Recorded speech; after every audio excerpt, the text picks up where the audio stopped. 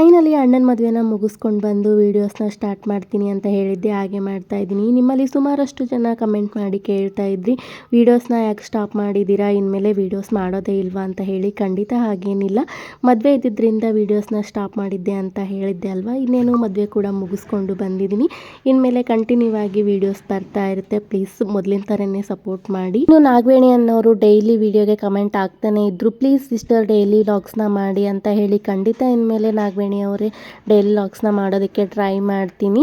ಹಾಗೆ ಮದುವೆ ಪ್ರಿಪ್ರೇಷನ್ಸ್ ಹೇಗಿರುತ್ತೆ ಅಂತ ನಿಮ್ಮೆಲ್ರಿಗೂ ಕೂಡ ಗೊತ್ತೇ ಇರುತ್ತೆ. ನಾನು ಕೂಡ ಅದರಲ್ಲಿ ಸ್ವಲ್ಪ ಬ್ಯುಸಿಯಾಗಿದ್ದೆ. ಈಗ ಮದುವೆ ಮುಗಿದ್ಮೇಲೆ ಸ್ವಲ್ಪ ಫ್ರೀ ಆಗಿದ್ದೀನಿ. ಇನ್ಮೇಲೆ ವೀಡಿಯೋಸ್ನ ಕಂಟಿನ್ಯೂ ಹಾಕೋಕ್ಕೆ ಟ್ರೈ ಮಾಡ್ತೀನಿ. ಹಾಗೆ ಇವತ್ತು ಬೆಳಗಿನ ತಿಂಡಿನ ಸಿಂಪಲ್ಲಾಗಿ ಮಾಡ್ಕೊಳ್ಳೋಣ ಅಂದ್ಕೊಂಡಿದ್ದೆ, ಮಂಡಕ್ಕಿ ಒಗ್ಗರಣೆನ. ಅದಕ್ಕೂ ಮುಂಚೆ ಮನೆಯೆಲ್ಲ ಕ್ಲೀನ್ ಮಾಡಿಕೊಂಡು ಇನ್ನು ಡ್ರೈ ಫ್ರೂಟ್ಸ್ ಮಿಲ್ಕ್ ಶೇಕ್ನ ಮಾಡಿಕೊಂಡು ಕುಡಿದಿದ್ದಾದಮೇಲೆ ತಿಂಡಿಗೂ ಕೂಡ ರೆಡಿ ಮಾಡ್ಕೊಳ್ತಾ ಇದ್ದೀನಿ. ಇದಾಗಿತ್ತು ಇವತ್ತಿನ ವಿಡಿಯೋ ಇಷ್ಟ ಆಗಿದ್ರೆ ಒಂದು ಲೈಕ್ ಮಾಡಿ.